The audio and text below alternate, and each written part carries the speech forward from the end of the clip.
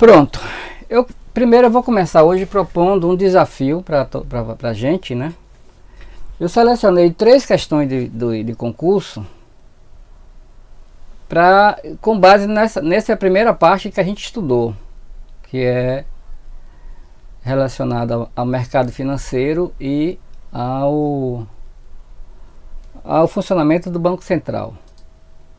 Eu gostaria de ver se a gente consegue, se vocês conseguem responder essas questões que eu vou colocar agora. Um momentinho só que eu vou abrir aqui o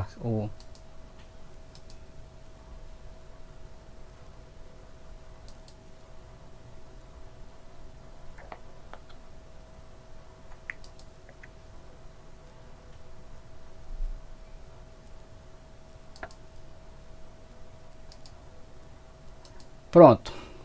Tá todo mundo vendo? Sim. Sim. Eu ainda não tô vendo, não. Não está vendo? Pronto. Então, vocês conseguem ler a pergunta que está aí? Eu não tô tendo acesso a nada. Sim. Eu tava na web e agora eu baixei o aplicativo e mesmo assim não tô conseguindo ver nada.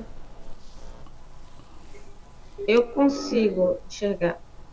Pronto. Leia a Eu pergunta. tô enxergando também. Oi? Eu tô enxergando aqui. Pronto. Leia, quem é que pode ler aí o que está sendo perguntado? Eu posso ler? Eu posso. Pronto. Pera aí. Sumiu ou não? Posso ler? Pode falar.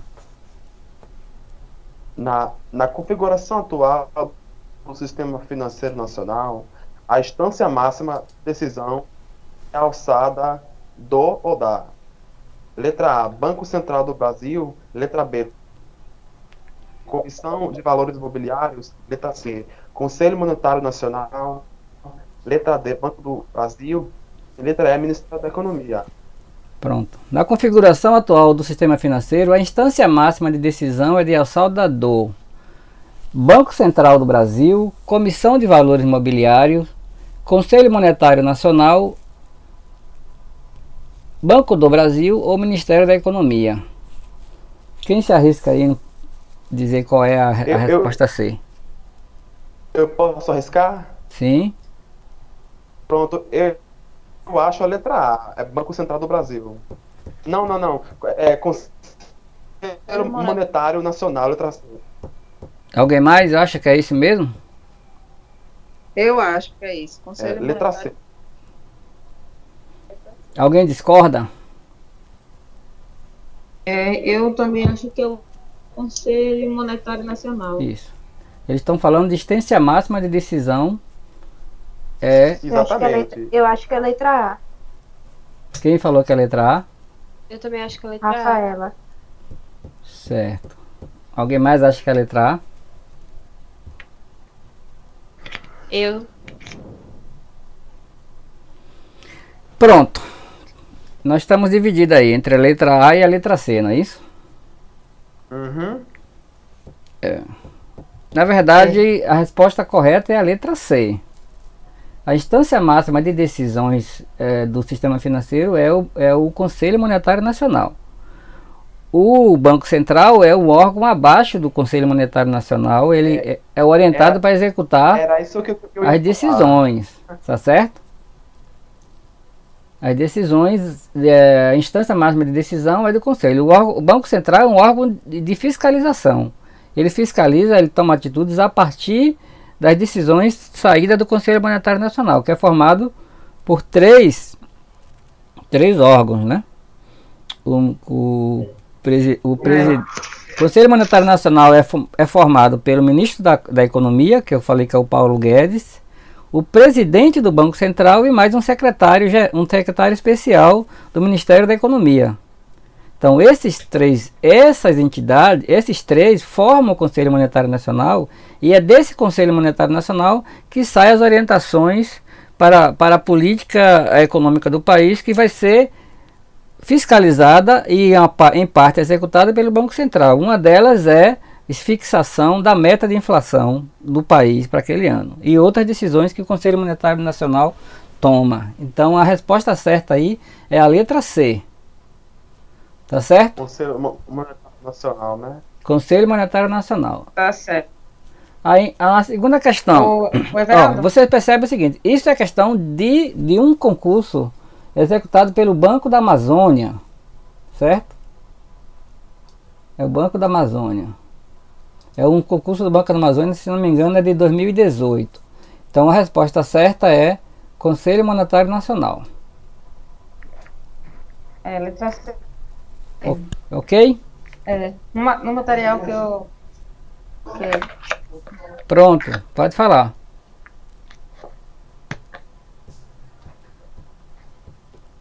Alô, alô. Oi. Não, é isso. O material que eu tive acesso é justamente estava colocando justamente esse cenário aí. O Conselho Monetário Nacional como órgão máximo, né? Instância máxima. Que dá os caminhos para a política monetária do Brasil e autoriza, por exemplo, a emissão de papel moeda e o Banco Central executa. Exatamente. Então, é esse conselho que vai... Ele é mais um órgão executor das decisões que saem desse conselho. Orientar o Banco Central a executar o que tem para fazer. Exatamente. Aí, sobre o Banco Central, tem a questão do executivo, né? De ser uma autarquia, de seguir as regras do conselho. Então, o Banco Central, nesse sentido, está abaixo, num ponto de vista. É o cabeça, na verdade. O Conselho Monetário Nacional é o cabeça. Pronto, quem falou letra A entendeu por que é a letra C? Alô? Sim, entendi. Pronto. A segunda questão ainda continua no mesmo, é basicamente a mesma ideia, entendeu? Deixa eu ler para vocês aqui, ó. O Sistema Financeiro Nacional compõe-se de órgãos normativos, entidades supervisoras e operadoras. Assinale a alternativa que apresenta apenas órgãos normativos do Sistema Financeiro Nacional. Olha, ele tá aqui, eu até eu destaquei aí em vermelho para vocês entenderem o apenas. Isso é importante porque às vezes uma questão de prova, uma palavra muda a resposta que você vai dar. Então ele está dizendo aí o seguinte: apresenta apenas órgãos normativos. O primeiro órgão normativo, letra A, Conselho Monetário Nacional, Banco Central e Comissão de Valores Imobiliários. Letra B, Conselho Monetário Nacional, Banco Central, Comissão de Valores Imobiliários e Bolsa de Valores. Letra C, Banco Central, Comissão de Valores Imobiliários, Superintendência de Seguros Privados, etc, etc. Não vou nem ler o resto. E a letra D, é a letra L, mas acho que é a letra D. Conselho Monetário Nacional, Conselho Nacional de Seguros Privados e Conselho de Previdência Complementar. Quem arrisca? Eu arrisco, Deraldo. Posso falar? Você já arriscou a primeira, deixa alguém arriscar a segunda, depois de você. Letra D. Posso falar, Deraldo? Letra D. Também acho a letra D também. Pronto, alguém mais? Previdência Complementar. Alô, alô, quem mais se arrisca aí? Alguém discorda da letra D? Uai. Essa daí eu não faço ideia. Quem falou isso? Eu não tô... Johanna. Johanna. Isso daí está logo no começo da parte que a gente está lendo. O Sistema Financeiro Nacional se divide em três... Oi. Yasmin está pedindo para entrar. Yasmin, vamos lá. Yasmin. Eu acho que é a letra A.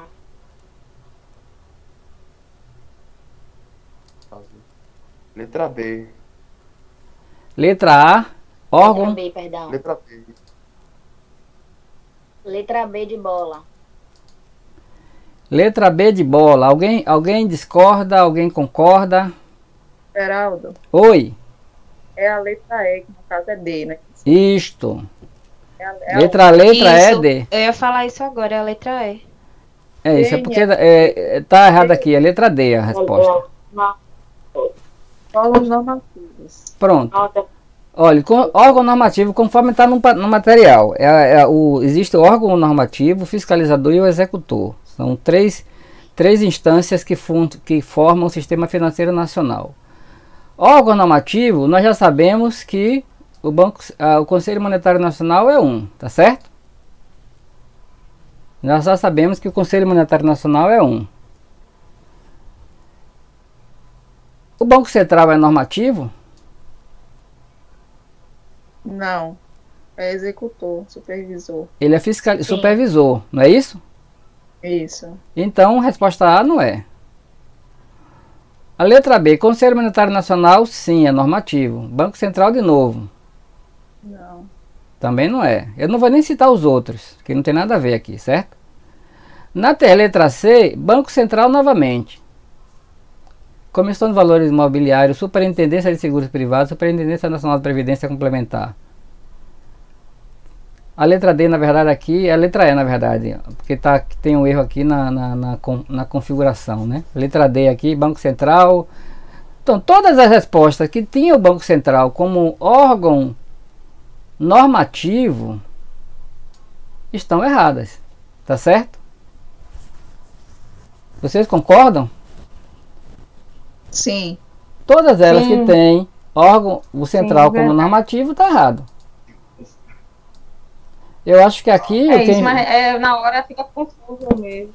mas eu acho que aqui quem formulou a pergunta tentou induzir a resposta envolvendo o Banco Central, tá certo? Mas se vocês lerem e compreenderem aquela divisão, as divisões do Sistema Financeiro Nacional, vocês vão verificar que são esses três órgãos que fazem parte dos órgãos normativos, são deles que se expedem normas para o funcionamento das instâncias fiscalizadoras e executoras. Então, nesse caso, não é a resposta D não, a questão D está aqui misturada na C. A resposta correta é a letra E. Ficou claro, gente? Por que a resposta certa é a letra E? Pra mim ficou. Sim, ficou. Pronto, só tenho mais uma questão aqui, que é essa daqui em relação às competências do Conselho Monetário Nacional. A primeira competência, receber recolhimento compulsório das instituições financeiras. Letra B, realizar operações de redesconto e empréstimo junto às instituições financeiras. Exercer o controle do crédito sob todas as suas formas. Regular a constituição, o funcionamento e a fiscalização das instituições financeiras. E exercer a fiscalização das instituições financeiras. Vocês querem que eu leia novamente? Estão conseguindo entender as questões? Vamos dar mais uma lida? Leia, por favor, novamente. Primeiro, letra A. Receber os recolhimentos compulsórios. Receber é função de um órgão normativo? Não. Regular operações de redesconto e empréstimo junto às instituições financeiras. Realizar operações, não é regular. Realizar operações é função de órgão normativo? Não. Exercer o controle de crédito. Exercer é uma função de de órgão normativo? Não. Regular a constituição, o funcionamento e a fiscalização de instituições financeiras. Regular. Nesse caso, regular, esse uso desse verbo aí está no sentido de criar regras, tá certo? Então é a letra D. Eu tô na dúvida entre a D e a E. Olha, regular está no sentido de criar regras. Aí você tem que entender o verbo regular como na função de criar regras, tá certo? Então, criar regra para a constituição, funcionamento e fiscalização das instituições financeiras, tá certo? E a última questão, exercer a fiscalização das instituições financeiras e aplicar as penalidades previstas. Isso está mais ligado a quem? A que tipo de atividade? A quem executa. Nesse caso aí, regular Então, e normatizar estão como sinônimo. Se a pessoa que formulou a pergunta tivesse colocado normatizar, ele iria induzir uma resposta, porque isso estaria gravado na sua cabeça. Mas ele botou regular ali para você estar atento de que regular, nesse caso, está como sinônimo de normatizar. Então, a resposta dessa questão é qual? letra D. Letra D. Letra D, tá certo? D, regular. Certo. Eu peguei 3 questões de concursos recentes, certo? Peguei 3 questões de concursos recentes, que vocês perceberam que são de 2017, 2018. Não é do Banco do Brasil, porque o Banco do Brasil fez um concurso em 2018 muito direcionado para pegar gente da área tecnológica. Mas são concursos de bancos de acho que era... Isso eu não sei nem que órgão é esse DPE, mas são concursos da área econômica. Um deles era o Banco da Amazônia, né? Então é isso. Vocês perceberam o seguinte, que é desse tipo de pergunta. Deixa eu ver se eu me vejo aqui.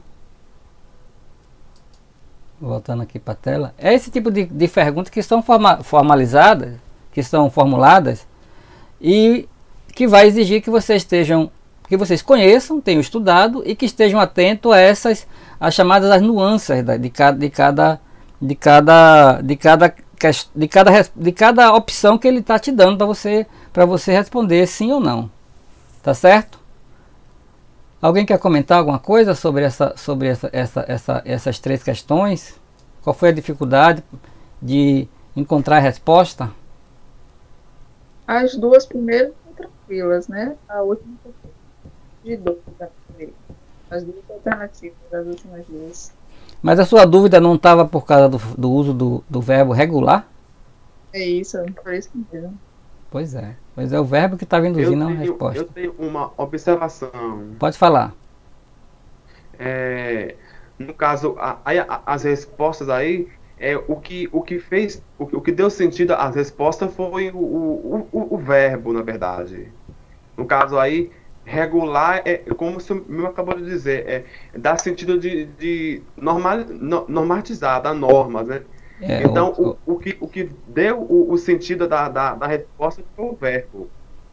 Pronto, exatamente. Os outros verbos eram verbo de ação, né? Exercer, executar, entendeu? Uhum. Aí eu posso ver que aí tem a pegadinha da resposta foi assim aí, o verbo. Porque o verbo é que deu o sentido da resposta. Ok. Alguém mais quer comentar sobre essas questões? Eu acho que nessas questões a gente tem em mente, né, a clareza de que sobre o lugar do Conselho Monetário Nacional, né? Desse lugar é o órgão máximo, né? É o órgão máximo do sistema econômico, da política monetária, e ele é como o Everaldo falou, é o cabeça de tudo. Então, quando a gente coloca ele nesse lugar, fica mais claro em relação aos outros. Certo. Alguém mais quer fazer comentário? Alô? Eu estou dando a oportunidade de vocês perceberem que tipo de perguntas vocês vão estar sendo cobrados no ato da prova, tá certo? A pergunta está aí, é esse formato aí que vocês estão vendo.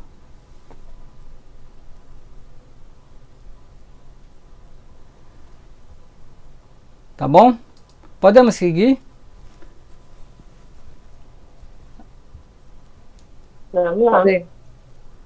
Pronto. Eu fiquei tentando achar uma forma de voltar àquele ponto que nós paramos lá na aula anterior, que é uma das funções do Banco Central. E preparei aqui um material para a gente poder chegar lá com uma explicação de outra natureza, tá certo? Eu espero que eu tenha conseguido aqui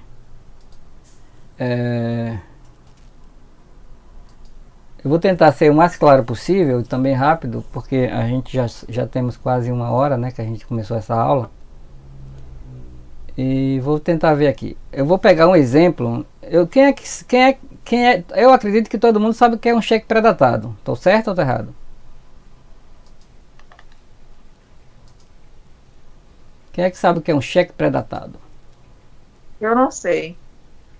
Também não sei não. Sendo sincera, eu também não sei não. É porque os cheques pré-datados, eles hoje em dia quase nem dá. Não é da minha época, não. Eu sei que não é. Mostrou pra mim aqui, eu não entendi. Alguém sabe o que é um cheque? Mas Vocês assim, mesmo sabem? sem saber, eu vou chutar. Mesmo sem saber, eu vou chutar. É um cheque que tem data, já uma data prevista para ser sacado. Exato. E é isso. Aqui estamos dizendo aqui que só os velhos que sabem o que é. E é verdade. Não está errado não. Não, Viu? não é da minha época. Não é da minha época, mas pelo nome, só olhando assim o nome. Cheque pré-datado. Eu entendo que é um cheque que tem uma data já prevista de ser sacado. Certo. Vocês estão enxergando aí o que eu estou mostrando agora? Sim. Sim. Pronto, eu vou usar o exemplo do cheque pré-datado para explicar o que são títulos públicos, tá certo? Tá bom? Eu vou partir de uma situação aqui.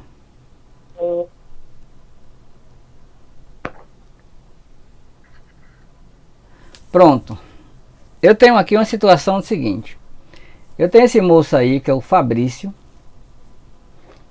que foi na barraca de cachorro-quente do senhor João, que tem cachorro-quente para vender. O Fabrício quer comer um cachorro-quente e o João tem cachorro para vender, tá certo? Só que o Fabrício tá sem dinheiro. Perguntou ao João quanto é o cachorro-quente mais o suco. O João disse que custa R$ 2,50. Só que ele não tem dinheiro. Ele vai propor um negócio para esse moço aí, para o dono da barraca. Ele vai propor dar esse cheque aqui para ele. A data que esse negócio está sendo pensado é no 8 de novembro de 2004. Dá esse cheque aqui para ele. O Fabrício é quem vai emitir o cheque. E o João é que vai receber. O João propôs o seguinte: olha, eu não tenho dinheiro, mas eu quero comer o cachorro quente com suco. Eu lhe proponho lhe dar um cheque no valor de R$ 2,80 pelo seu lanche, que vale R$ 2,50. Agora você só pode descontar esse cheque, só pode botar no banco no dia 8 de janeiro de 2005. O João aqui está aqui botando a mão na cabeça, perguntando: bom, mas eu não quero, eu não tinha interesse, mas tem 30 centavos a mais aí na jogada. Você quer ou não quer? Digamos que ele tenha aceitado o negócio. O Fabrício comeu o cachorro quente dele mais o suco, e o João fez um negócio, um produto que custava R$ 2,50, ganhou um cheque de R$ 2,80, só que tem que esperar a data do cheque para poder colocar. Até aí tá claro, gente? O que é um cheque pré-datado? É o popular fiado. Mas é um fiado com uma garantia de um cheque. Tá certo? Não, mas não deixa de ser fiado. É um fiado com uma garantia, não é uma cadernetazinha, é um cheque que a pessoa tem um banco para poder ir lá retirar. Pronto. Esse cheque, ó, R$ 280 para o hot dog do João, foi emitido no dia 8 de novembro, previsto para 8 de janeiro de 2005. Isso aí se chama um cheque pré-datado, certo? Cheque pré-datado. Quem vai pagar o cheque é o Fabrício. Agora o cheque está na mão do hot dog do João. Ok? Tá claro aí? Aí aconteceu a seguinte situação. Esse moço, o hot dog do João, o João descobriu que tem uma forma que ele pode usar para tentar vender mais hot dog. Qual é a forma? Vender no pré-datado. Vender com cheque pré-datado. Botou lá a plaquinha dele: aceita o cheque pré-datado. Tá certo? Estão acompanhando, gente? Sim. Pronto. O João descobriu que é um grande negócio. Ele estava vendendo por mês em torno de 2.000, de repente ele pulou para 3.000 reais, porque ele estava vendendo só com cheque pré-datado. Só que aconteceu o seguinte aí, aproximando-se o final do ano, ele tinha que pagar os funcionários dele, mas ele viu que ele não tinha dinheiro, só tinha cheque pré-datado. As vendas que ele deixou de fazer. Alô, estão entendendo? Estão acompanhando?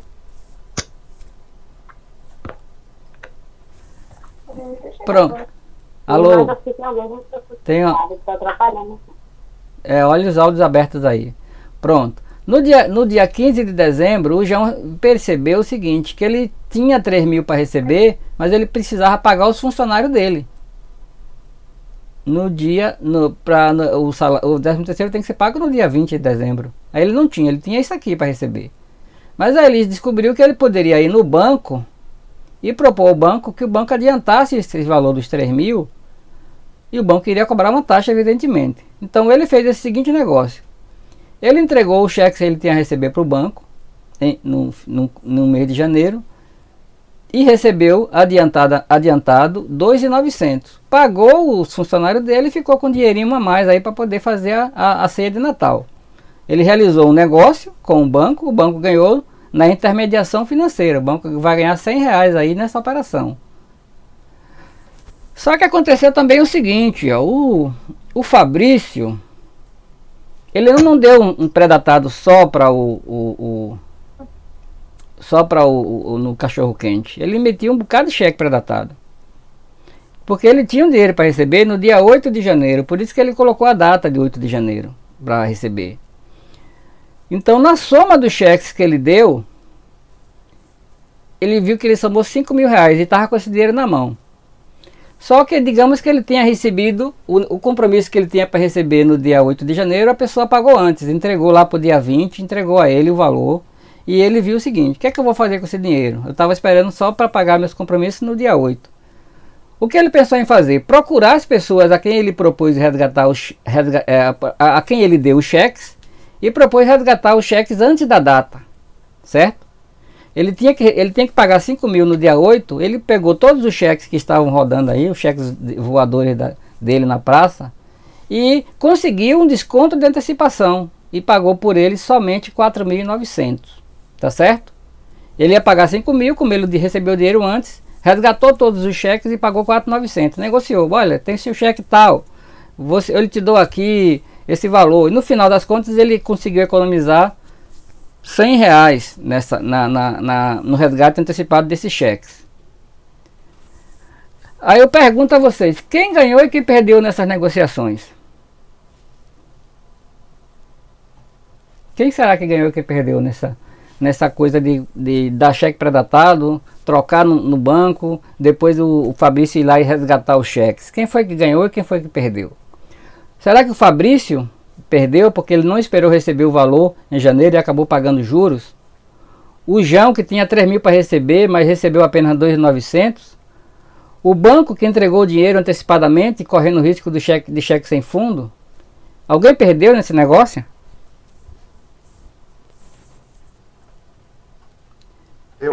Eu acho que foi o Fabrício. Hein?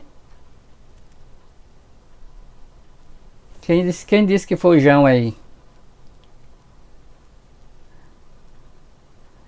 Ó, será? A questão toda é a seguinte: todos ficaram satisfeitos no final do negócio, no final de tudo. Certo? Todos ficaram satisfeitos. Por quê? O Fabrício satisfez seus desejos. Antecipou, comprou roupa nova, comprou um sapato novo, comeu um cachorro quente, foi no restaurante. Nesse período, em cima desse dinheiro que ele estava esperando receber, ele curtiu a vida, ele gastou com as coisas que ele precisava. O João vendeu mais cachorro quente, como eu falei antes. Ele estava com faturamento mensal de 2.000, de repente ele conseguiu vender 3. Então ele melhorou o faturamento dele. E o banco também ganhou, porque o banco realizou negócios e ganhou nessa intermediação financeira. No final, teoricamente, todo mundo saiu ganhando. Talvez quem tenha perdido aí foi o Fabrício, porque se ele tivesse segurado o desejo dele e esperado receber o dinheiro, aí ele gastaria 5.000. Ele não gastaria 4.900. Mas ele preferiu satisfazer o desejo e no final das contas ele saiu feliz de ter feito aquele negócio. Certo? Eu tenho outra situação aqui, ó. Usando o nome de vocês aí, ó. Tem um cheque de 1.000 previsto para ser pago no dia 31/12/2021. Nós hoje estamos no dia 30/7. Digamos que Natan foi um dos que aceitou o cheque de Fabrício. Viu, Natan? Você pegou o cheque de Fabrício no valor de R$1.000 para receber no final do ano. Mas Natan não quis ficar com esse cheque não. Ele disse assim, olha, eu vou precisar desse dinheiro aqui. Chegou ali, Marcela, por favor. Você quer esse cheque aqui de 1.000 e me dá R$950? Você aceitaria, Marcela, esse negócio aí? Alô, Marcela, tá presente? Oi, eu tô, é porque a internet tá cortando toda hora o áudio, eu não tô conseguindo entender.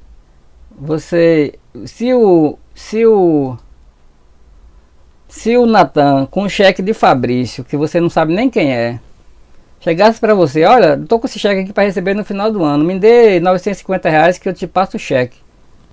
Você faria esse negócio? Eu não. Você vai ganhar 50 reais aí. Você vai dar um cheque com... Mas às vezes ele não tinha dinheiro na conta, ia bater sem fundo e aí eu ia ficar no prejuízo. É o risco que você tem que analisar. Sua preocupação está correta. Mas se você conhecer o Fabrício e saber que ele é um homem de respeito, de responsabilidade. Não, o Fabrício eu conheço, então eu vou pegar que isso aqui é bom. Esse cheque é bom. Mas aí você recebeu esse cheque, só que você não ficou com ele. Você foi atrás. Você quer dizer, eu vou ganhar dinheiro com esse cheque. Eu vou atrás de outra pessoa. Fui atrás de Sheila. Infelizmente Sheila não está presente aqui hoje na sala, né? E propôs que ela lhe desse R$970 por um cheque que equivalia a 1.000. E por aí vai, tá certo? Aí Sheila aceitou. Quem ficou com o cheque no final das contas para receber foi Sheila.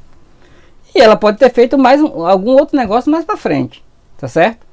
Então, quem foi que emitiu o cheque? Fabrício. Quem realizou o primeiro negócio com ele? Natan. Quem realizou o segundo negócio com o cheque? Marcela. E Sheila pode ter feito essa outra negociação. Tá certo? Até aí, tá claro? Everaldo, só uma pergunta. Tá me ouvindo, Everaldo? Tô te ouvindo, sim. Pode falar. Sim, o cheque, porque o cheque era mil reais e depois foi 950. O cheque continua valendo R$1.000. E porque agora é 950? Porque você vai receber o cheque, você vai receber aquele dinheiro só no final do ano. Mas se você não quiser esperar o final do ano, o valor do cheque não mudou. O valor nominal do cheque é 1.000. Mas você, sim, querendo pegar esse dinheiro antes, aceitou ficar só com 950 e passar o cheque de 1.000 para frente. Assim como entendi. Aceitou ficar com 950, não é isso? E o cheque continua valendo 1.000. Ele vai chegar no banco valendo 1.000. Mas os negócios que foram sendo feitos ao longo da operação que fizeram com que ele, que valia... ele vale só 1.000. Ele não muda o valor do cheque. É 1.000. Você fez negócio, você aceitou receber 950. E passou o cheque adiante. Marcela recebeu, mas achou alguém que pagou 970. O que é que ela fez? Ganhou R$20 só por passar o cheque na frente. Tá certo? Ela negociou o cheque, passou à frente, recebeu 970 e Sheila ficou com o cheque para receber 1.000. Sheila vai teoricamente ganhar R$30 nessa transação. Peguei um cheque de 1.000, paguei 970 por ele. Porque Sheila esperou o cheque, né? Sheila vai esperar, mas eu tô dizendo aqui que é no dia 30/8. Quem sabe lá o que foi que Sheila fez com esse cheque depois? De repente ela pode ter feito outro negócio. Pode chegar adiante ali, encontrar um que pagou 990. E aí recebeu o dinheiro dela e deixou a bomba para quem pegou o cheque no último, correndo o risco de ficar desse cheque bater sem fundo. Até aí tá tudo bem, né? Agora eu vou incluir, Professor, diga. e se passar, tipo, era pra ser pago dia 31/12, eu não consegui ir. Se eu fosse só em janeiro, tinha algum problema? Não, você poderia ir depois. Você não pode. Entendi. Na verdade, cheque pré-datado não existe. Não existia, né? Agora é que não existe mesmo, certo? Você podia ir em qualquer época no banco que o banco não reconhecia cheque pré-datado. Isso era tipo negócio paralelo. Isso aí rodava no mercado paralelo, não rodava no mercado secundário. Mas eu peguei esse exemplo porque eu vou entrar numa outra seara para explicar a vocês o que é um título público, que funciona mais ou menos como isso aí que eu estou mostrando para vocês. Mas vou introduzir aqui dois termos que é utilizado no mercado financeiro para vocês entenderem o que eu vou passar logo em seguida. Ó, de um negócio, a venda que originou a emissão do cheque gerou vários outros negócios. Dois termos novos a serem introduzidos. Mercado primário. O que é o mercado primário? É a operação que iniciou o compromisso financeiro, a emissão do cheque de 1.000, tá certo? Isso aí é uma operação que deu início a todas aquele bolo doido ali de troca de cheque, tá certo? Isso é o mercado primário. No momento que o Fabrício emitiu a folha de cheque, ele gerou o início de um negócio. O mercado secundário são todas as transações posteriores com o mesmo cheque, certo? O Fabrício, que tem um compromisso de pagar os cheques antes do 31, procurou quem estava com o documento e antecipou a liquidação pagando em 25/12/2021, no valor de 990. O Fabrício foi lá e finalizou a operação. Ele foi lá e resgatou o cheque. Ele também fez uma operação no mercado secundário. Se o cheque tivesse morrido lá no banco por aquele valor, aí finalizaria uma operação completa. Mas ele ainda fez outra transação, ele resgatou o cheque antes. E ainda conseguiu economizar R$10 em vez de pagar 1.000. Nesse momento, vocês entendem qual é a diferença do mercado primário para o mercado secundário? Ou querem que eu explique um pouco mais?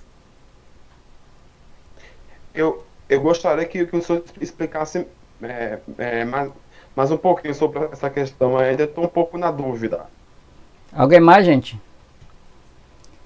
Então, mais uma vez, mercado primário, isso estou falando, eu estou usando dois termos que é da apostila, que é do mercado financeiro, que é a diferença entre mercado primário e mercado secundário. O mercado primário é essa operação inicial, o primeiro negócio que foi feito no momento em que João assinou um documento, assumindo o compromisso de pagar aquele cheque no final do ano. Que o Fabrício, né? O mercado secundário são todas as transações feitas com esse cheque do Fabrício. Todas essas operações, eu estou falando do exemplo que funcionava no mercado paralelo, mas isso é muito parecido com o que funciona em outras áreas. Essas transações de troca de cheques, fulano pegou o cheque, trocou com fulano, ciclano pegou o cheque, trocou com o outro, e foi rodando. Isso aí são operações que não é a operação que iniciou. O que iniciou foi a emissão do cheque. Mas isso também é uma operação no mercado, do mercado, que é chamada de mercado secundário. Essa é a diferença entre mercado primário e mercado secundário. O mercado primário é onde a transação inicia, e o secundário são todas essas recompras do mesmo cheque que vão ocorrendo até o compromisso final do cheque, que é o final de 31 de dezembro de 2021. Tá certo? Tá claro aí, gente? Mas só outra pergunta. Qual a intuição, o objetivo disso na questão do mercado secundário? O objetivo disso é fazer dinheiro, é fazer negócio. No seu caso, por exemplo, imagine que você estava lá você tem uma loja de móveis e você tinha uma mesa para vender. O Fabrício estava lá na expectativa de receber o dinheiro dele no final do ano, mas ele queria a mesa agora. Você aceitou vender, você meteu o juro no cheque, no valor, não, era para ser 950 reais. Mas ele lhe deu um cheque para o final do ano e falou, não, aí tudo bem, eu vou botar uns juros aí então, vou pegar um cheque de 1.000, tá certo? Você vendeu uma mesa para uma pessoa que não teria dinheiro para lhe comprar naquele momento, mas você botou 50 reais a mais e aceitou o negócio. No momento que você Aí emitiu um cheque, né? Aí você pegou um cheque de garantia. O cheque é uma garantia de que você vai receber aquele valor. O pagamento, né? Aí você não quis esperar, eu vendi a mesa custa 950, eu peguei um cheque de 1.000. Se eu encontrar alguém que receba esse cheque e me deu os 950, eu fiz uma venda como se fosse à vista. Tá claro a isso, gente? É um negócio, quando você passa o cheque adiante, é um tipo de negócio que você fez. E as pessoas que trocaram cheque posterior também fizeram negócio. Em vez de receber aquele valor, gastaram 950 e passaram adiante por 970. Depois a outra pessoa fez outra operação, passou esse cheque adiante. Então todo mundo acabou ganhando com a troca desse cheque. No final, o Fabrício, que emitiu o cheque, teoricamente acabou ganhando também, acabou pagando menos impostos, pagando menos juros, porque ele conseguiu resgatar o cheque antes da data. Ele, em vez de ter pago 900, reais, né? ele acabou economizando R$10 aí de juros que ele pagaria pelo tempo que ele, da compra dele até o cheque ser cobrado. Ele foi lá e resgatou e encerrou o negócio. Todas essas transações acontecidas a partir da emissão do cheque estariam sendo realizadas no mercado secundário. Esse termo mercado secundário é importante porque na última aula que nós demos, nós paramos no papel do Banco Central, na missão de controlar a inflação. E uma delas é fazer compra de títulos públicos, compra e venda de títulos públicos. Aí a pergunta que eu faço: os governos podem passar cheques pré-datados? O que vocês acham? O governo pode passar cheque pré-datado? Eu acho que Eu acho que não. Eu acho que não, viu? Não? Vou arriscar não. Eu diria a vocês sim e não. O governo não passa cheque pré-datado. Ele passa um outro tipo de papel chamado títulos públicos. Tá certo? Tá certo. Qual é a função do título público? Ele tem, olha, eu estou dizendo a vocês, aqui me arriscando até a ser chicoteado pelos economistas, né? Que talvez não concordem, mas para mim é a mesma coisa. O título público é um tipo de cheque pré-datado. Ele tem a mesma função do cheque pré-datado. Qual é a função dele? Antecipar recebimento de rendas futuras para que o governo possa financiar compromissos imediatos. Eu preciso do dinheiro agora. Onde é que eu vou buscar esse dinheiro?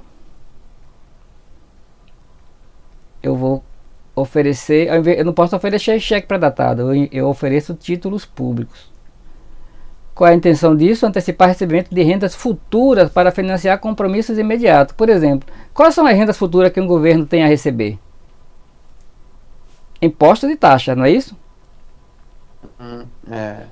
Tudo que o governo... Aí o governo faz um planejamento de quanto ele vai receber de imposto de taxa nos próximos 2, 3 anos. Mas ele vai receber daqui a 2, 3 anos. À medida que você vai pagando os impostos, ele vai recebendo. O que é que o governo faz? Ele emite títulos públicos que têm a mesma função de cheque pré-datado e oferece esses títulos com prazos variáveis. Ele pode emitir um pré-datado valendo um ano, pode oferecer um pré-datado valendo 2 anos, e ele faz isso em troca de pagamento de juros atrativos. Ou seja, quem compra um título pré-datado tem a ideia de que vai receber uma rentabilidade no prazo de vencimento desses títulos. Tá claro que é um título público, gente? Não, tem como você explicar melhor um pouquinho? Você falou que títulos públicos é o mesmo de cheque pré-datado, não foi isso? Eu estou comparando a função dele, ó. É função, não é a mesma coisa. Né? É a função, tem uma função parecida com o pré-datado. Quando a pessoa emite um pré-datado, ela está antecipando um recebimento que ele acredita que vai ter no futuro para ele financiar compromissos imediatos. Ninguém passa um pré-datado para guardar lá o dinheiro e esperar a data de vencimento para colocar o dinheiro na conta. Ele faz para cumprir compromissos imediatos. Ele não tem dinheiro, mas tem a perspectiva de receber.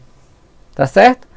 Quem compra com cartão de crédito não é um tipo de cheque pré-datado? Você vai receber salário daqui a um mês. Você faz uma compra hoje para pagar com cartão que vai vencer daqui a um mês. Isso é um pré-datado. Só que agora não é. Entendi. Então, Não é papel, não é um cheque. paga, É uma operação com cartão. É um tipo de pré-datado. Ah, Então, governos não têm cartão de crédito e nem tem cheque pré-datado. Quando ele precisa financiar seus gastos, ele emite títulos públicos. Isso é no Brasil e no mundo. Todas as dívidas de governos no mundo são feitas a partir da emissão de títulos públicos. Esses títulos podem ser oferecidos com prazos variáveis. Eu dou um título que pode ser resgatado com 1 ano, com 2 anos, com 10 anos. Quanto maior for o prazo desse título, maior vai ser a oferta de juros que esse governo vai oferecer. Agora, títulos públicos, se o cheque de João, por exemplo, não era uma operação segura, poderia ser que o João não tivesse dinheiro, né? E olha quantos cheques pré-datados bateram sem fundo aí, antes deles quase serem extintos atualmente. Mas eles ainda existem, viu, gente? Ainda existe pré-datado. Não acabou não, né? Da gente que trabalha com cheque pré-datado ainda, viu? Mas os títulos públicos são considerados os investimentos mais seguros que existem, considerando que governos são os últimos a quebrar numa economia.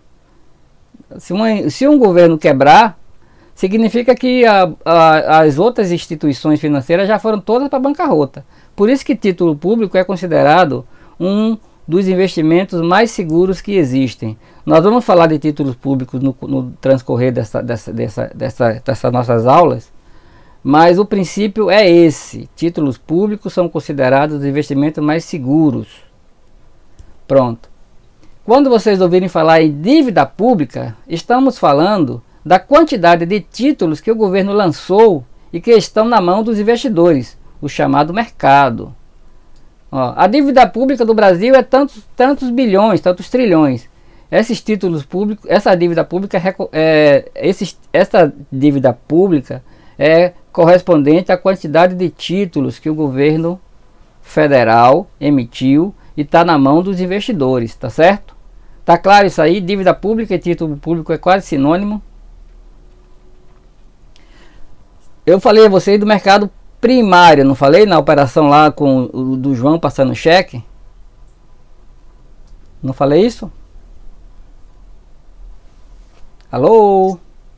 Sim, falou. Pronto, olha o mercado primário aparecendo aqui. O título público, quando ele é comprado direto no balcão do governo, isso daí é uma operação chamada de operação realizada no mercado primário. Comparando com o cheque pré-datado, é aquela operação correspondente ao momento que Fabrício foi lá na loja de Natan e emitiu um cheque de R$1.000. Isso aí é uma venda no mercado direto, certo?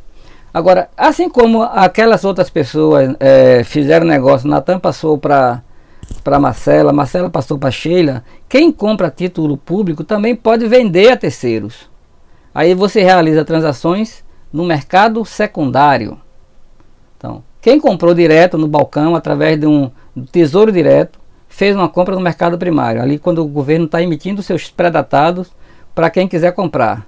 Quem foi adiante, vendeu esse título para terceiros, para que essas pessoas fiquem com aquele documento esperando o prazo, ou negociem também, assim como as pessoas renegociaram o cheque do Fabrício. Quem faz essas operações com títulos que foram comprados não na mão do governo, mas na mão do mercado, está fazendo uma operação no chamado mercado secundário.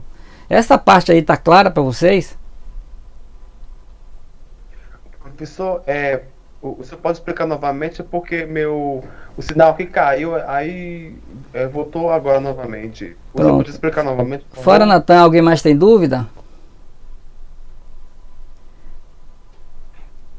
Alô, alô? Eu não.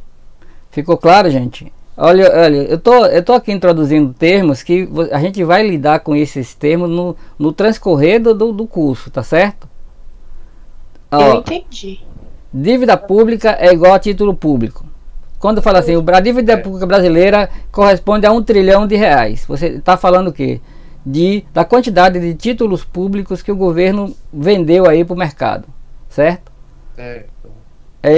Quando você compra esse título direto na mão do governo, através de um negócio que eles deram o nome de tesouro direto, ou quando você compra direto na mão do governo, Isso aí é uma operação que eles dizem que está sendo feita no mercado primário. É onde, o negócio começa, é lá. Você indo lá no balcão e comprando. Diretamente na mão do governo. Aí é aquela hora que o governo está dando os seus pré-datados para pagar no futuro. Está pagando suas dívidas atuais, pagando o salário de funcionários, está pagando as despesas na área de saúde, porque o governo não tem dinheiro. A conta do governo é sempre negativa. Ele paga os compromissos dando o pré-datado dele, dando os seus títulos públicos. Mas você, quando com o título na mão, você pode vender ele para outras instituições. É um documento, é o que a gente chama de portador. Qualquer pessoa pode comprar. Pode comprar, pode vender. Aí a operação, a chamada brincadeira do sistema financeiro, começa a partir do momento que esses títulos começam a ser negociados no mercado secundário. Aí é que gente ganha dinheiro e gente perde dinheiro. Pronto, nós estamos falando aqui, ó, do Brasil. Eu vou só mostrar um quadro para vocês com relação às dívidas públicas atuais dos países, né? Bom, o Brasil está aqui na 12ª posição. Dívida pública no país, como eu estou falando, dívida pública é lastreada, é a dívida correspondente aos títulos públicos que os governos emitem. Um país pode ser considerado endividado ou não, baseado não no volume real do valor dos títulos que ele emitiu, mas numa comparação entre a quantidade que ele tem em relação ao produto interno bruto, a tudo que o país produziu em um ano. Quanto maior for o comprometimento financeiro desses títulos com o PIB comparativo, maior é a situação volátil do país. Ó. Veja aqui que, por exemplo, que o Japão hoje, é por isso que o Japão não é mais uma potência, muito pelo contrário, o Japão tem emitido em títulos públicos o valor correspondente a 233% do que ele produz ao ano. Ou seja, o Japão é um país extremamente deficitário. Aí depois vem Líbano, Grécia, Bahrein, o Brasil está aqui, ó. Os Estados Unidos também, ó. Os Estados Unidos está aqui na 9ª posição. O Brasil está em 12º. Agora esse gráfico tá desatualizado. Ele é uma posição se não me engano, de 2019. Em 2016 o Brasil estava na 40ª posição nesse gráfico. Então, essa situação aqui, por exemplo, demonstra que é possível a medida que se usa para medir o grau de comprometimento de uma economia se os países emitiram títulos públicos maior do que o seu PIB. O PIB é o produto interno bruto, a soma de tudo que o país produz, somado aquilo que se produz as empresas privadas e as empresas públicas. Então, se a sua dívida pública é superior a 100% daquilo tudo que você produz, você já entra aqui naquela situação de vermelho.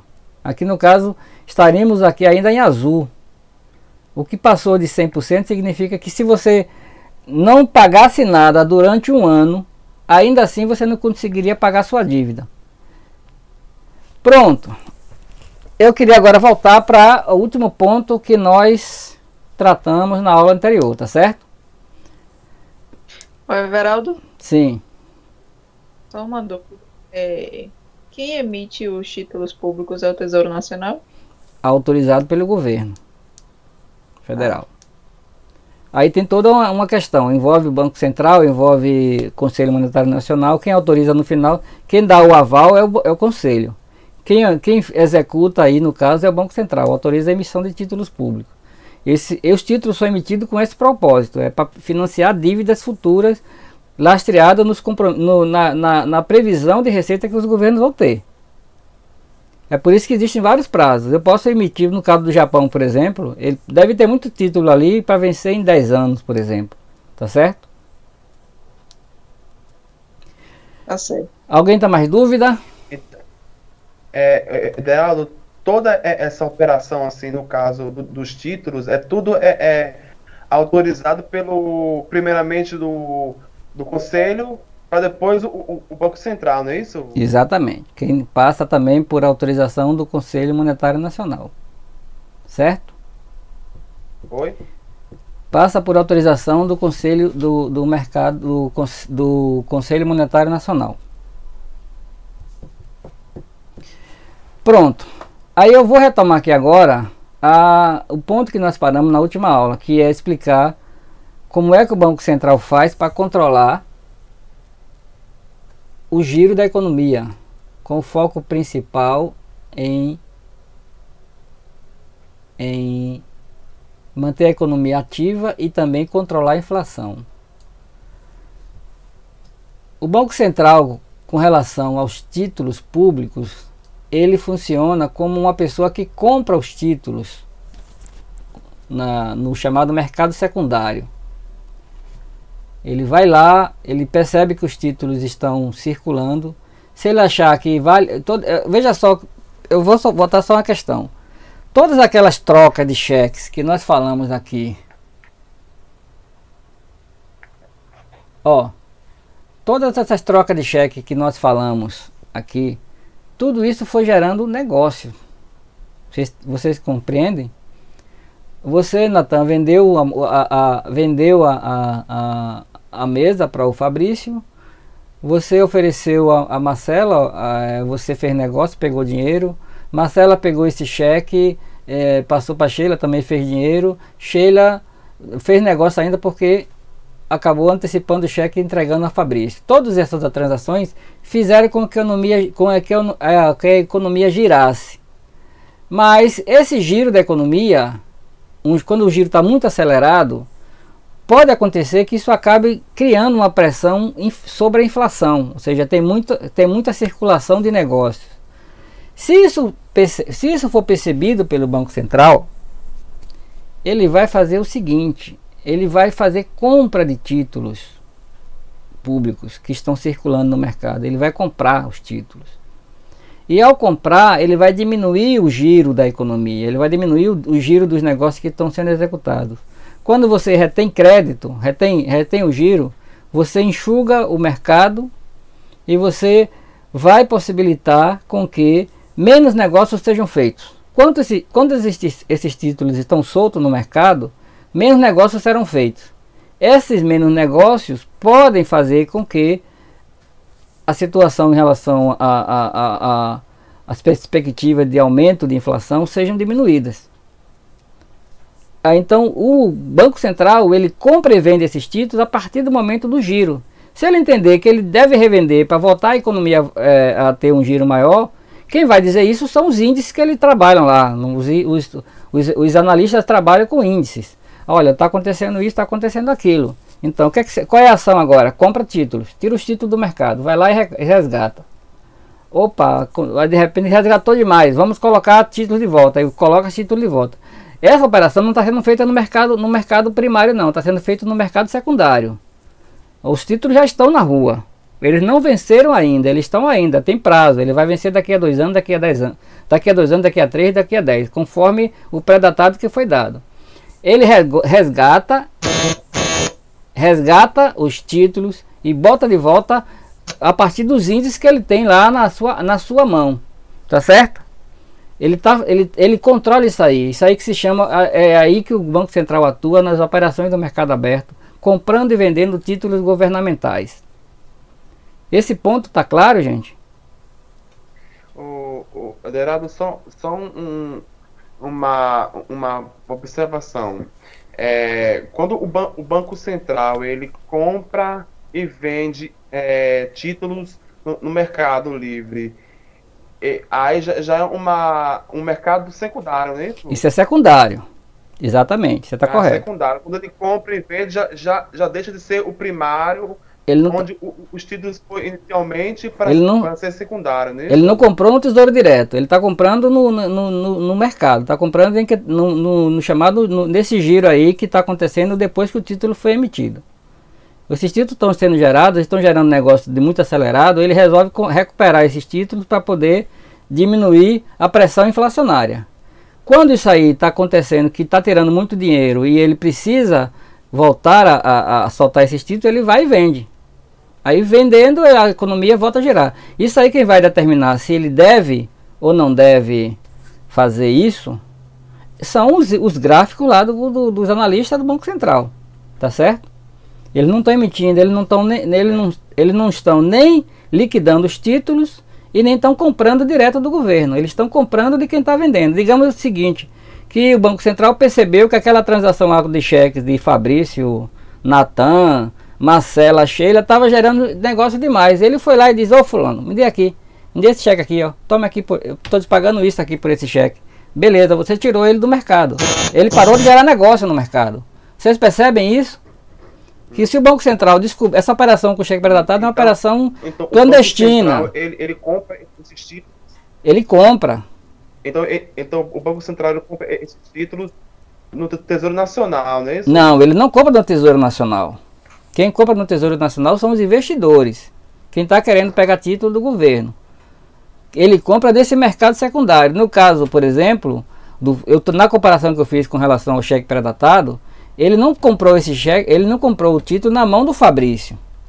Ele comprou na mão da Sheila, ele comprou na mão do Natan, ele comprou na mão da Marcela. Ele tirou o cheque da mão de Marcela e deu o pagamento a Marcela. Mas aí ele não fez mais negócio nenhum, ele guardou o cheque.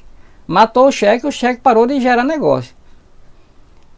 Em relação ao título público, o que ele está fazendo é isso. Ele vai lá no mercado aberto e compra os títulos. Ele tira da circulação. Ah, mas ele de repente tirou demais, então bota de volta.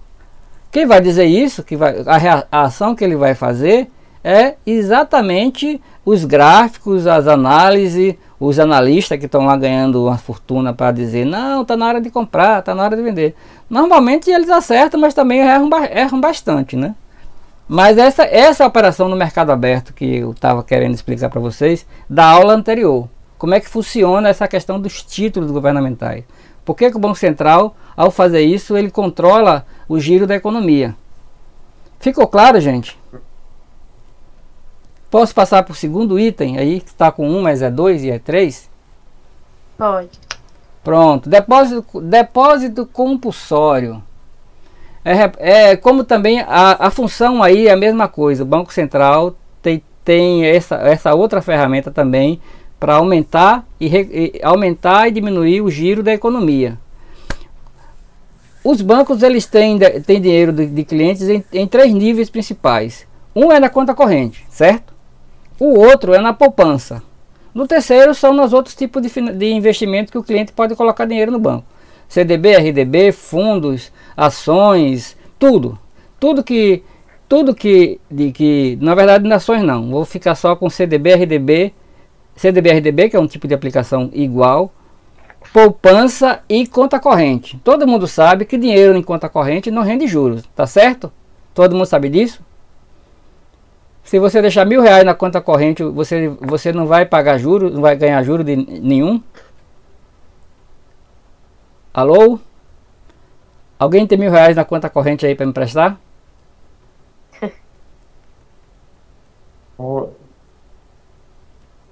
Tá certo? Posso seguir? Vou seguir porque a nossa aula aqui já estão 21h15. Eu queria se brincar. Olha, quando eu encerrar isso aqui, a gente já vai encerrar a aula de hoje, tá bom? Já vai dar 21h15. Eu acabei não dando intervalo. É uma falha, vocês têm que me cobrar isso, viu? Eu também preciso, porque a minha garganta começa a ficar seca. Mas eu acho, para não perder o fio da meada, vamos finalizar essa parte aqui, tá bom? Concordam? Concordo. Depósito compulsório, tá certo? O Banco Central tem na ponta dos dedos quanto os bancos, todos os bancos no Brasil que são fiscalizados e controlado pelo Banco Central, ele tem na ponta do dedo quanto cada banco tem em depósito em conta corrente, em poupança e em CDB e RDB, certo? Tá lá na planilha do Banco Central. O dinheiro que está na economia, nos bancos, gera negócios, gera empréstimo, gera investimento, gera tudo. E os bancos ganham dinheiro nesse negócio, nessa intermediação. Eles ganham dinheiro e também fazem a economia movimentar. Mas se essa economia movimenta demais, pode haver também pressão sobre a inflação. Quanto mais negócio, mais pressão sobre a inflação. O que é que o Banco Central faz? Foi criada uma figura chamada depósito compulsório. O que é que significa? O Banco do Brasil, por exemplo, tem R$1 trilhão nas contas correntes dos seus mais de 30 milhões de clientes, certo? Estou dando um número fictício. Provavelmente então, o Banco do Brasil tem 30 milhões e talvez de clientes, talvez tenha até mais de 1 trilhão. Ele determina o seguinte: desse dinheiro, desses 1 trilhão de reais que você tem nos seus clientes, você vai recolher 21% para o Banco Central, ou seja, você não vai poder movimentar esse dinheiro. Você vai passar para mim, transfere-se automaticamente 21% desse 1 trilhão. Pronto, isso aí é o compulsório da conta corrente. O banco tem mas também 1 trilhão em poupança. Opa, desse 1 trilhão aí você não vai usar 1 trilhão para financiar nada, nem para emprestar para ninguém. Você vai recolher para mim 17%.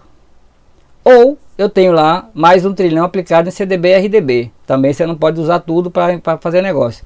Recolho também aí 20%. Eu estou dando número fictício, porque esses números mudam conforme decisão do Conselho Monetário Nacional. Tá certo? Retirando essa parte do dinheiro que deveria estar em circulação, o Banco Central controla a movimentação da economia. Esses recolhimentos obrigatórios podem mudar conforme decisão do Conselho Monetário Nacional, tá certo? Então, depósito compulsório é o recolhimento dos saldos em depósitos bancários e poupanças e CDBs e RDBs em poder dos bancos para os cofres do Banco Central, com a finalidade de restringir ou de alimentar o processo de expansão dos meios de pagamento. Ou seja, para alimentar ou restringir o funcionamento da economia, porque dinheiro na praça gera negócio, menos dinheiro na praça gera menos negócio.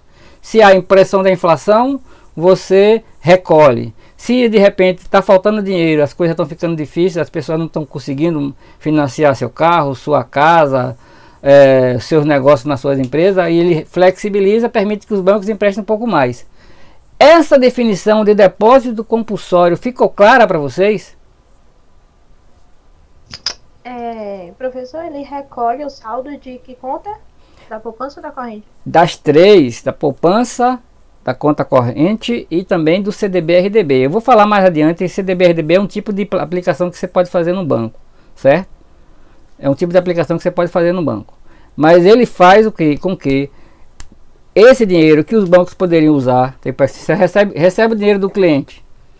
Você recebe o dinheiro do cliente e você pega esse dinheiro e empresta. Que essa é a função do banco. O banco é um intermediador. Ele recebe dos agentes superavitários, paga um juros para esse agente superavitário e oferece para os agentes deficitários. Não é essa a função do sistema financeiro? Fazer a relação entre agentes superavitários e agentes deficitários? Então, o dinheiro na mão do banco, ele funciona como um intermediador entre o agente superavitário, que tem dinheiro para colocar no banco e receber juros, e o agente deficitário, que precisa de dinheiro e vai pagar juros. Ele vai ganhar na diferença entre o que ele pagou e o que ele recebeu. Ele pagou 10% ao ano para o agente superavitário e ganhou e emprestou a 5% ao mês para o superavitário, ou seja, 10% ao ano de quem tem dinheiro e deu a 5% ao mês de quem precisa de dinheiro. Essa operação gerou ou não gerou lucro para o banco? Gerou lucro ou não gerou? Não é aí que o banco ganha dinheiro? Pega de quem tem e empresta para quem precisa. Aí a gente vai àqueles termos: agente superavitário e agente deficitário, não é isso? Estão entendendo, gente? Que isso aí é a transação.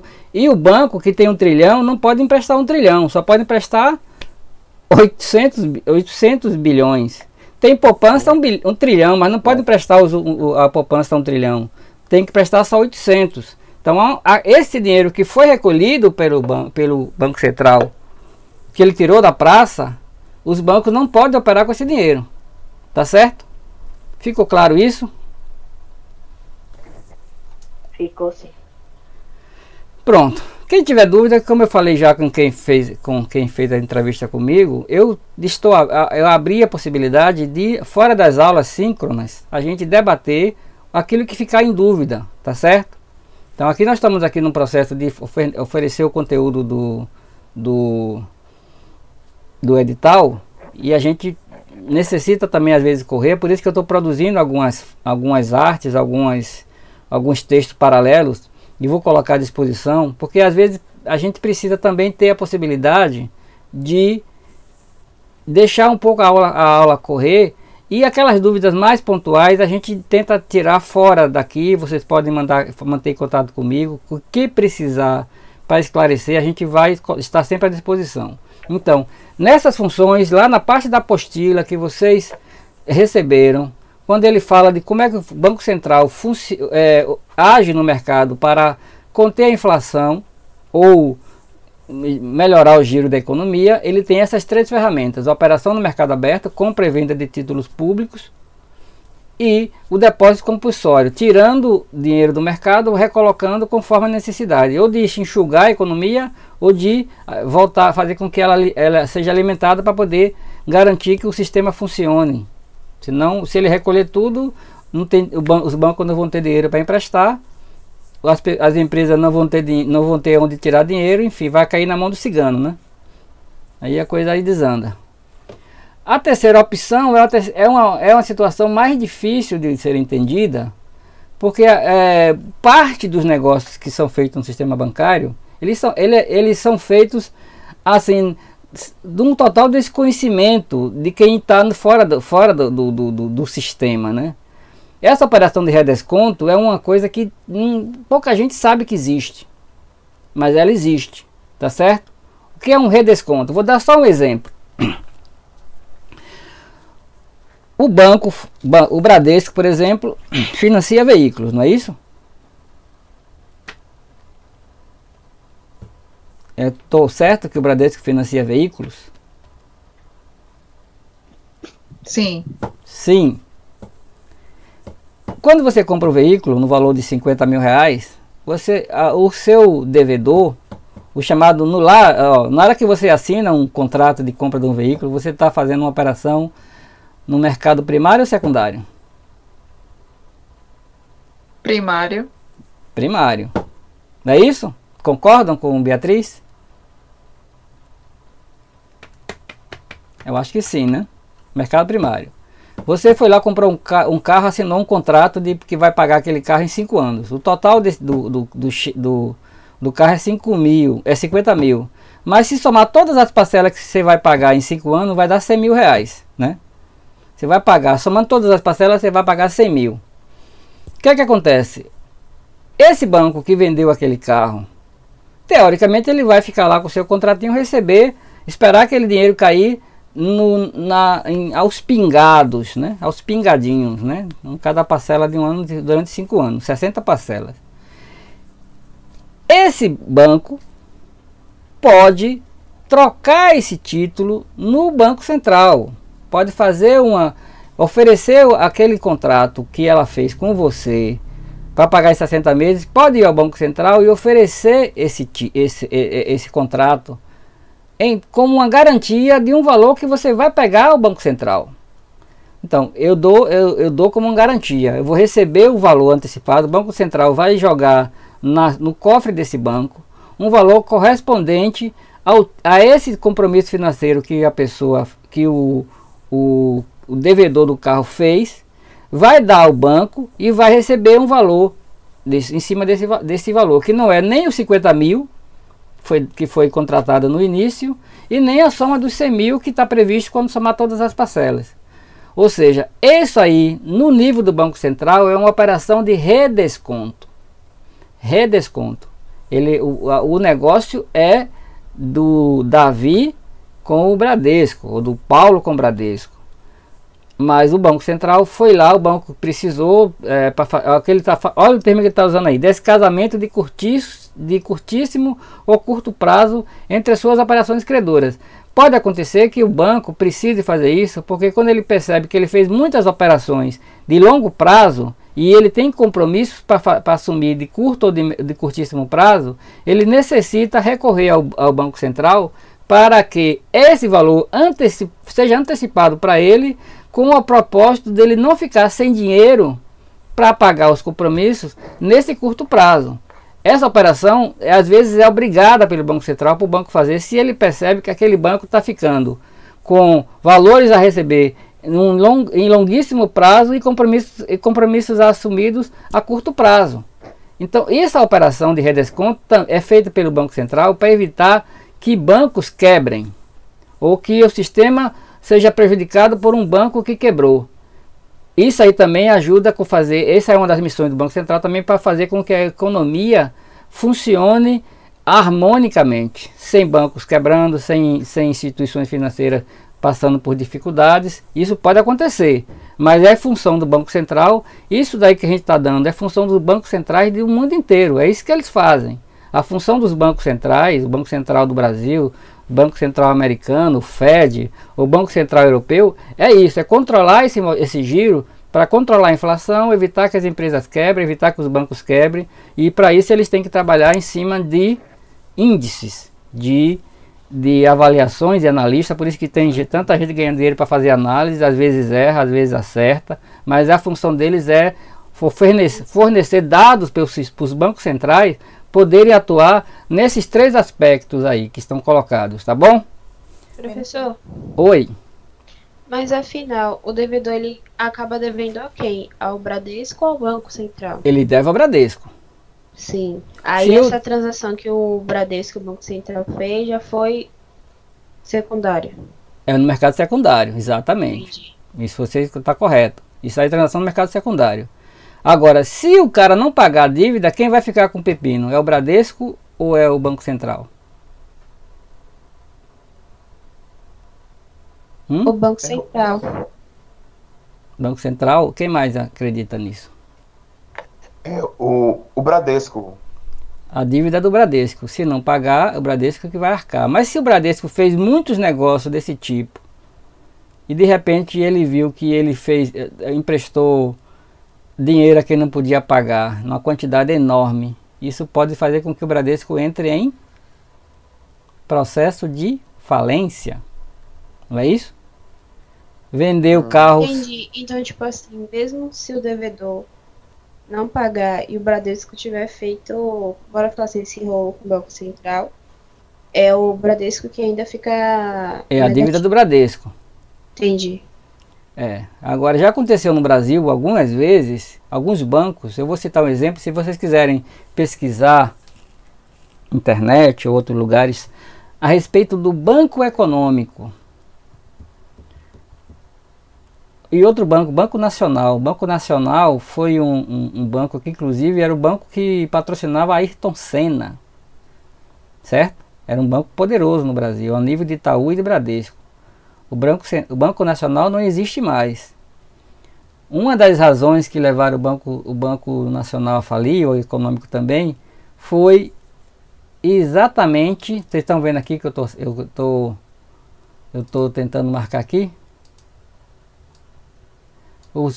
Alguns bancos estavam emprestando dinheiro a quem não podia pagar, ou até mesmo fabricando o CPF para fazer operações fraudulentas, dizendo ao Banco Central que tinha uma carteira com 1 trilhão de crédito a receber e dando esses 1 trilhão em garantia para poder continuar funcionando. Quando os compromissos financeiros foram vencendo, os bancos não estavam recebendo esse dinheiro. Ou seja, deram cheque sem fundo para o Banco Central. Eu digo que vendi e não vendi, na verdade. Eu fabriquei lá um contrato. Isso acontece muito, né? Acontece muito, já aconteceu. Quando os bancos quebram, normalmente é porque houve operações fraudulentas, utilizando supostas vendas de imóveis, suposta venda de veículos, como se aquilo ali fosse dinheiro bom e na verdade não era, era moeda podre. Então, o Banco Central tem ferramenta para verificar isso, certo? Tem meio de controle sobre isso. Muitas vezes acontece, às vezes a fiscalização fechou o olho para uma realidade que estava acontecendo, mas acontece. Mas de qualquer forma eu não vou entrar nessa seara, por quê? A gente vai encerrar essa aula daqui a pouco, mas eu só queria que ficasse claro esses 3 pontos que estavam lá na questão que a gente parou na aula anterior. Vocês conseguiram pelo menos entender a diferença de cada uma dessas operações e a função que elas exercem nessa preocupação de controlar a economia para evitar a inflação, falta de dinheiro para os bancos emprestarem, para fazer a economia girar? Ficou claro quais são esses 3 pontos, gente? Ficou claro, sim. Pronto. Só para finalizar essa aula de hoje. Para mim ficou um pouquinho clara, mas em outras aulas, não nessa aula, em outras aulas, reforçar um pouquinho para a gente pronto. Mas assim, dar uma recapitulada. Pronto, eu vou sugerir a você, como eu já sugeri a todo mundo, depois fora das aulas, dessas aulas que a gente chama de síncronas, essa dúvida que fique, vamos tentar tratar assim individualmente quem achar necessário me procurar, tá certo? Porque eu preciso tentar manter o ritmo da apresentação do conteúdo, porque senão a gente não vai conseguir dar conta. Com certeza. Tá certo? Ficou claro isso? Vamos combinar isso, gente? Uhum. Pronto. Então é o seguinte, ó. Quem é que detém os títulos da dívida pública brasileira no momento aqui no país? No momento eu não sei nem quando esse gráfico é. Mas exatamente, eu estou falando do dívida pública, título público, cheque pré-datado. Essa comparação vocês entenderam claramente, né? Quem é que detém os títulos públicos brasileiros? 24% dos títulos públicos brasileiros estão nas mãos dos fundos de pensão. Quem é que arrisca me dizer o nome do fundo de pensão que a gente já viu? Previdência. Não, fundo de pensão. O VIC. Um nome de um fundo de pensão. O fundo de pensão que vocês vão fazer parte é um deles. A Previ, a Petros, a Funcef são fundos de pensão ligados aos bancos públicos. Eles têm na sua carteira o dinheiro que a gente recolhe para garantir nossa aposentadoria no futuro.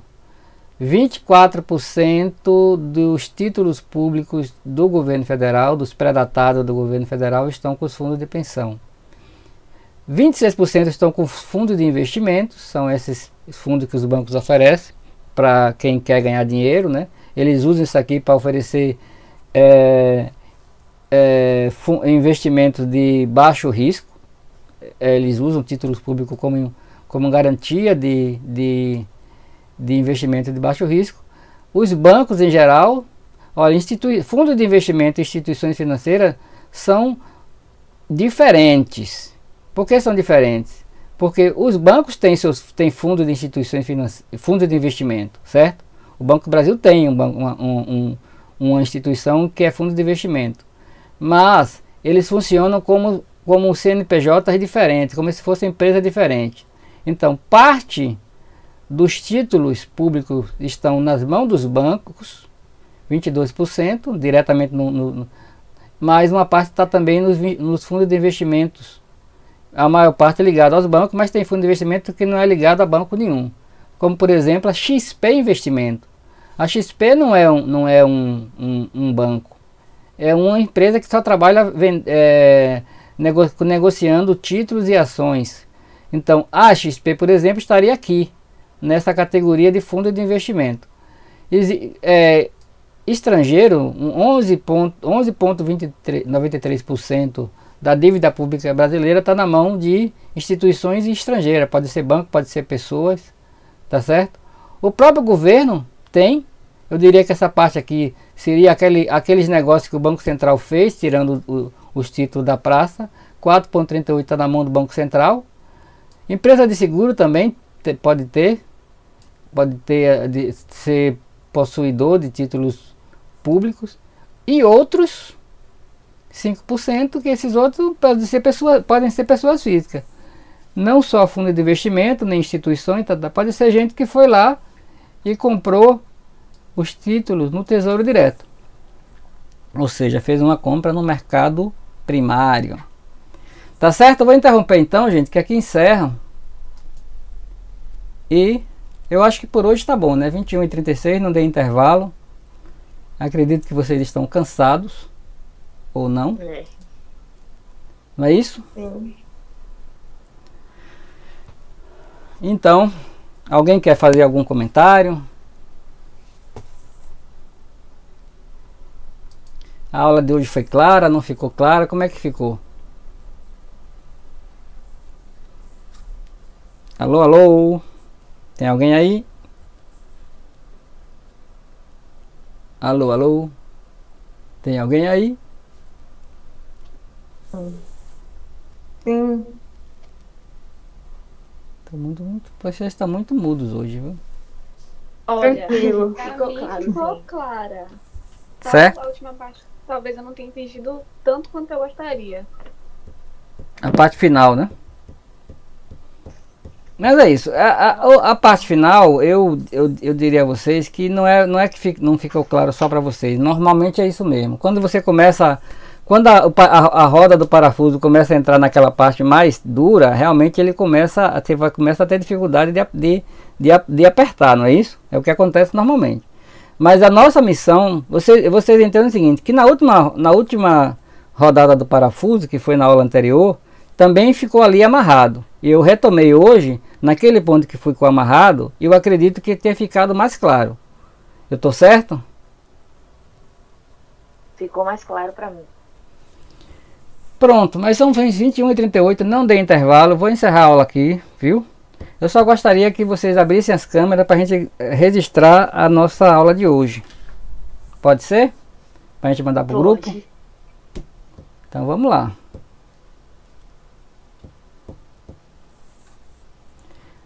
Olhe, tem mais.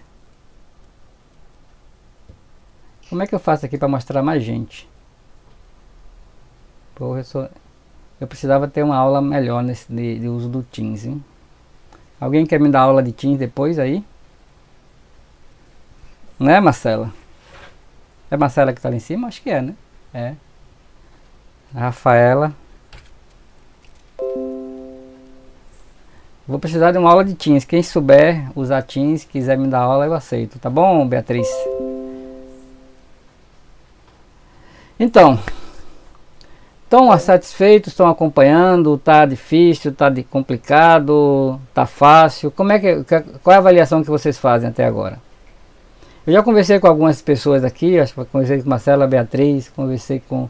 Gostaria também de falar com mais pessoas, porque eu quero sentir realmente como é que está o andamento de cada um. A gente vai modular o curso a partir das necessidades de vocês, tá bom? Ok, gente? Já estão prontos para uma provinha?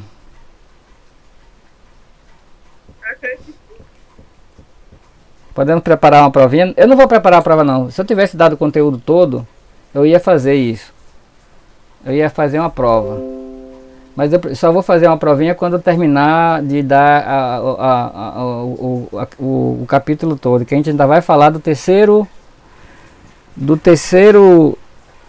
órgão do Sistema Financeiro Nacional, que é os órgãos executores dos bancos, as seguradoras, etc.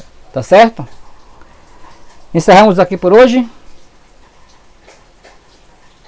Só tem vocês agora aqui, ó. As outras se picaram. Um abraço então, boa noite, gente. Boa noite. Boa noite. Até mais. Boa noite. Até. Tchau, tchau. Boa noite. Boa noite, boa noite.